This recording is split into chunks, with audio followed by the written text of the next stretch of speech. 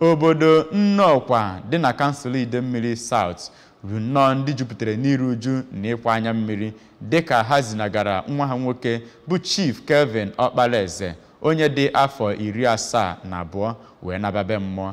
Chief Okpalaeze nagoro mmụọ bụ otu onye n'ime kabineti eze obodo ahụ ma bụrụkwa nwanne nke okenye onye bụ Director ngalaba mgbasa ozi na okwu akpụ n'ọnụ n'ụlọ ọrụ Anambra Broadcasting Service bụ Maazị Gabe Okpalaeze. Emmanuel Chigbata jere ya bụ akwamozu n'aha ABS wee weta aka ịga n'ugbu a.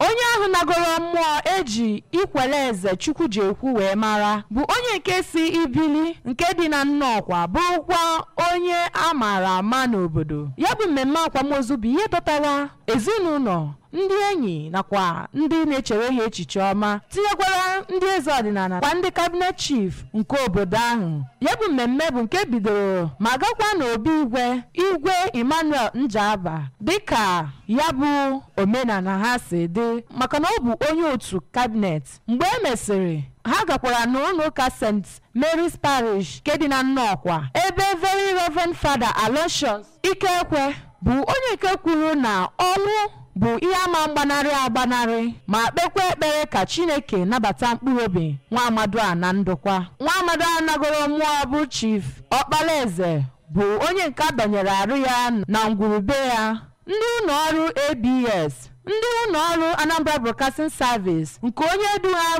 bụ onye Managing Director bụ Sachido Obidiegwu bụkwa ndị ahụrụ mbịara mgbaru nyegara Maazị Gabe Okpalaeze maka nwanne ya nwoke nwụrụ anwụ. Onye Prime Minister nke obodo ahụ bụ Chief Richard Okeluo bụ onye nke kọwapụtara ezigbo ndụ nwa amadu ahụ bụ Okpalaeze mbiri n'obodo ha. Onye ahụ nagoro mmụọ bụ Chief Okpalaeze nwanne ya nwoke bụ Gabe kọwara ya dịka onye na-ebi ezigbo ndụ, onye achọrọ nkewa nakwa onye biri ndụ nkwesịrị nṅomi ma kpee ekpere ka Chineke nara mkpụrụ obi ya na ndokwa. Ụmụaka onye nagoro mmụọ ahụ bụ Maazị James nakwa Miss Jenny Okpalaeze kọwapụtara ihe nrite gbasara ya bụ nna ha nagoro mmụọ. Mmemme ahụ bụ nke bịara na njedobe site na mgbaru nyegara ndị ọgọ, ndị oyi nakwa ndị na-echere ha echiche ọma, mmanwụ dị iche iche nakwa egwu ọdịnala site n'aka